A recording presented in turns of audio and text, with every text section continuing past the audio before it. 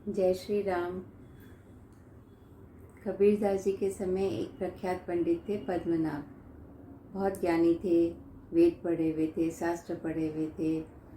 तो वो किसी भी शहर में जाते थे, वहाँ के पंडितों को चैलेंज करते थे कि मेरे साथ आप शास्त्रार्थ करो।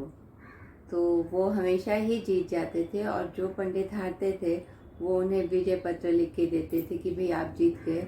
इस तरह से उनके पास विजय पत्र यानी सर्टिफिकेट बहुत सारी इकट्ठी हो गई। तो वो एक बार बनारस आते तो बनारस के पंडित सब परेशान हो जाते हैं कि इनके साथ अगर शास्त्रार्थ करेंगे हार जाएंगे और हमारा नाम खराब होगा, तो क्या करें। तो बाबा विश्वनाथ के पास जाते हैं, अर्जी लगाते हैं कि भगवान आप हमें राह दिखाइए। तो भगवान के आदेश से उनको ये समझ में आता है कि भगवान उनसे कह रहे थे कि इस पंडित को कबीरदास जी से मिला दो।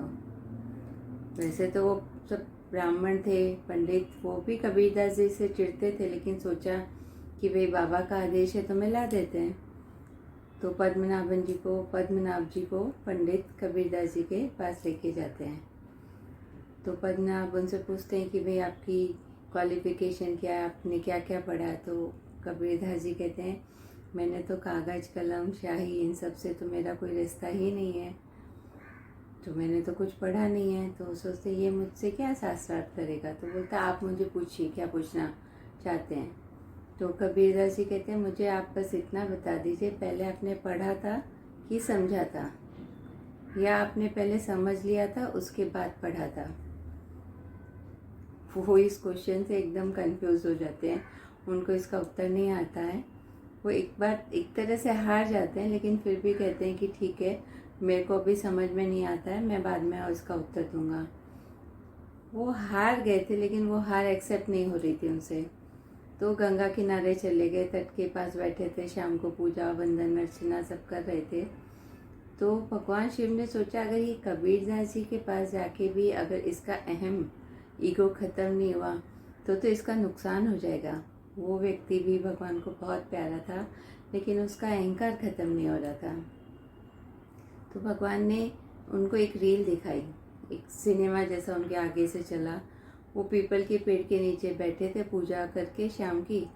तो पीपल के पेड़ में उनको हर डाल पे एक भूत प्रेत दिखता है और एक डाली खाली होती है। तो उस खाली डाल पे एक भूत आके बैठ जाता है। तो दूसरे भूत उनको कहते हैं कि भाई तुम इस डाली पे नहीं बैठ सकते।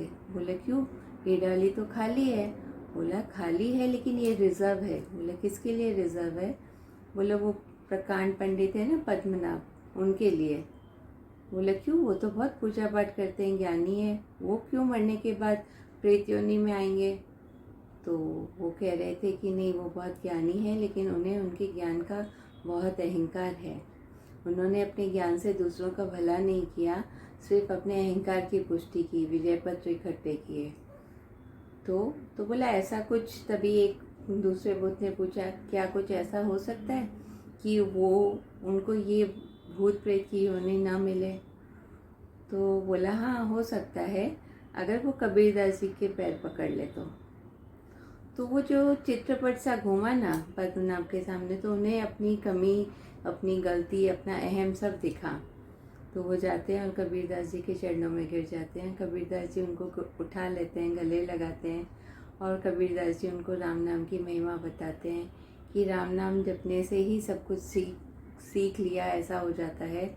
और दूसरा जो हमने सीखा है उसका हमें दूसरों को लाभ मिलना चाहिए, हमारी वजह से दूसरों को फ़ायदा होना चाहिए, ये नहीं कि सिर्फ हम हमारे अहंकार की पुष्टि करें।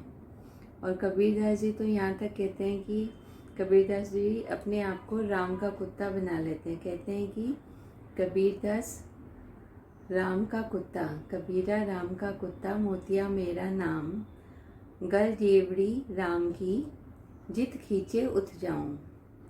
गले में राम नाम की जेवड़ी यानी पट्टा है और राम मुझे जिधर खींचते हैं मैं उधर चला जाता हूँ। कितना समर्पण, कितनी सादगी, ये सब हमें कबीरदास जी से सीखना चाहिए। सबका मंगल।